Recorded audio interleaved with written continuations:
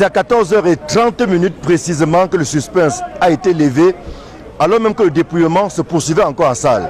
Samuel Eto'o-Fils venait de franchir la barre de 38 voix, remportant de fait l'élection à la présidence de la Fédération camerounaise de football. Au bout du compte, il totalise 43 voix contre 31 voix seulement pour son adversaire du jour, Sédou Bobo Njoya. Évidemment, l'ancien capitaine des Lions indomptables du Cameroun est aux anges, car ça n'a pas été facile.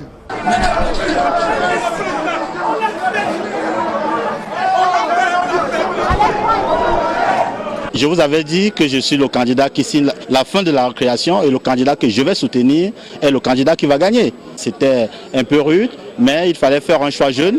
Et je pense qu'aujourd'hui, la FECAFOOT aura un nouveau visage, un visage jeune, et les Camerounais en jugeront d'eux-mêmes. Je crois que c'était le souhait de beaucoup de délégués qui voulaient quand même qu'un sang neuf soit injecté à la tête de la FECAFOOT, mais ce qui ne signifie pas que ceux qui étaient là n'ont rien fait. C'est juste qu'il faut faire maintenant quelques pas en avant. Et quand on a une personne dynamique, engagée, volontaire, c'est le seul candidat qui a rencontré tous les 76 délégués, y compris M. Sédou Njoya, pour lui parler de son programme. Et vous voyez, on avait une très fausse appréciation de sa campagne. Au bout d'une bataille qui aura été épique, Samuel Eto'o-Fils sort donc vainqueur. Il va s'occuper désormais de mettre en pratique son programme présenté il y a quelque temps au peuple camerounais et même aux investisseurs étrangers. Pour ceux qui l'ont soutenu, il est temps de passer de la parole à l'acte. Nous avons pris nos responsabilités en choisissant sa personne, parce que nous pensons que le football aujourd'hui, le football camerounais a besoin d'une refondation et a surtout besoin des hommes qui soient capables de redorer le blason de ce football. Et nous avons cru au projet de Samuel Eto'o et nous sommes heureux de l'avoir accompagné.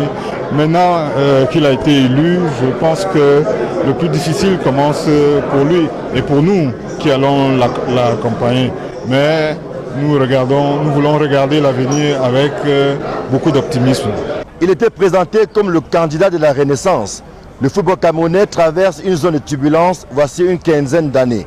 Samuel Eto'o-Fils doit implémenter sa politique en travaillant avec tous ceux qui l'entourent, en s'ouvrant également à toute proposition pouvant permettre de sortir du trou. Eto'o-Fils ne peut pas amener le ciel sur la terre. Eto'o-Fils va apporter ce qu'un humain peut apporter avec l'accompagnement de toutes les bonnes volontés afin que quelque chose puisse changer sur le domaine du football au Cameroun, parce que des milliers de jeunes Camerounais peuvent trouver l'emploi à travers le football, avec les sponsors, avec tout ce qui peut arriver. C'est-à-dire que le football devienne une véritable industrie. Et il faut donc que des gens qui ont cet esprit s'installent et apportent ce qu'ils peuvent apporter avec l'accompagnement de l'État. Allez interviewer le gagnant, c'est lui qui a gagné. Je vous en prie. Non, merci beaucoup. Certainement déçu d'avoir perdu si près du but. Le candidat Sédou Bobo Njoya est parti bien avant la fin des opérations. Il a pu dire quelques mots, mais en nous renvoyant davantage au vainqueur du jour. Non, à chaud comme ça, prenez un rendez-vous après tout à l'heure. La voiture est où? Elle est où? Oui. Où est la voiture? La date du samedi 11 décembre 2021 restera dans les annales, comme celle qui aura vu Samuel Eto'o-Fils porter à la tête de l'instant fêtière du football national. Samuel Eto'o-Fils, président de la Fédération camerounaise de football, un rêve devenu réalité, en espérant maintenant que les fruits tiendront effectivement la promesse des fleurs, tout au bénéfice évidemment des acteurs du football camerounais. Ici Joël Lessengue, Marcelin Gansop, Equinox Télévision.